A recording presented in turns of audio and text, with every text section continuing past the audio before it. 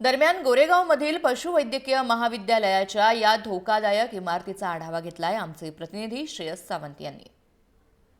माझ्या पाठी तुम्हाला काळोख दिसत असेल, तुम्हाला असंही वाटत असेल की मी जंगलात उभा आहे, पण आता मी तुम्हाला दाखवणार आहे जिथे मी उभा आहे त्याचं तेच पूर्ण तो board, Bombay veterinary college Mumbai, Goregaon east Mumbai 400065। हे तेच कॉलेज आहे आणि ही तीच कॉलेजची ती इमारत आहे जी धोकादायक आहे असं म्हटलं गेलं आहे।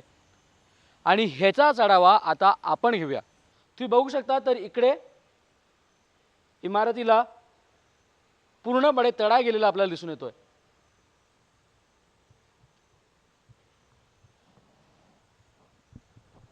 हीच ती इमारत जी धोकादायक आहे असं म्हटलं गेलंय।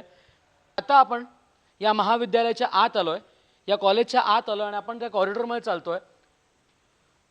पण जर वर तुम्हाला दृश्य दिसलं तर सगळीकडे लीकेज, ज्याला आपण म्हणतो, आपल्या घरचं जेव्हा लीकेज असतं तेव्हा आपण त्याला पटकन रिपेअर करतो, पण हे लीकेज बघा।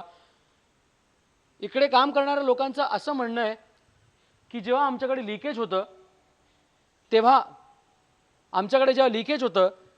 तेव्हा पाणी इकडे पडतं आणि कदाचित इकडे बिल्डिंग कोसळण्याचा पण धोका आहे असं म्हटलं गेलंय। मी जिकडे आलोय ते लायब्ररी आणि ऑडिटोरियम आहे। आज जर तुम्ही बघाल, हेच ते लायब्ररी आणि ऑडिटोरियम आहे जिकडे सर्वात जास्त आपल्याला नुकसान झालेलं या इमारतीचं दिसून येत आहे। खरं तर जरा आत बघा, जिकडे जायचं आत ऑडिटोरियम जेही आहे ते आपल्याला थोडंसं हायटेक दिसतंय, पण तेही जुनाटलेलं दिसतंय। मागच्या 2 दिवसापर्यंत इकडे सगळेच लेक्चर्स सुरू होते। म्हणजे खरं हा काय प्रश्न आहे? जो मुलगा इकडे एक डॉक्टर बनण्यासाठी येतो, एक वेटरनरी स्पेशलिस्ट बनण्यासाठी येतो, एवढे पैसे त्याचे आई वडील खर्च करतात, पण इकडे आल्यावर त्याच्या जीवाला जर प्रश्न असेल तर डॉक्टर बनून तो करणार तरी काय? खरं तर या प्रश्नांचे उत्तरं देणार तरी कोण आणि शासनाकडे ह्याचं लक्ष कधी जाणार?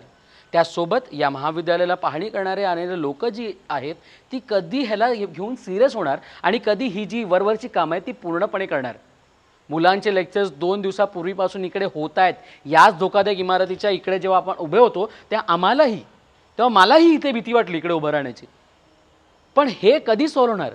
जो मुलगा इकडे डॉक्टर बनण्यासाठी येतो आणि खरं तर वेटरनरीमध्ये प्राण्यांना चांगलं ट्रीटमेंट द्यावं त्या डॉक्टरनी ते शिकवलं जातं, पण जो डॉक्टर बनतोय त्याला प्राण्यांपेक्षा घाणेरडी ट्रीटमेंट या कॉलेजमध्ये दिली जाते। आता ह्याचं उत्तर कोण देणार आणि कधी ह्या शासनाचं लक्ष याच्याकडे जाणार हे तर आपल्याला वेळ आल्यावरच कळेल। कॅमेरामॅन प्रदीप सोबत श्रेयस सावंत, जय महाराष्ट्र, मुंबई।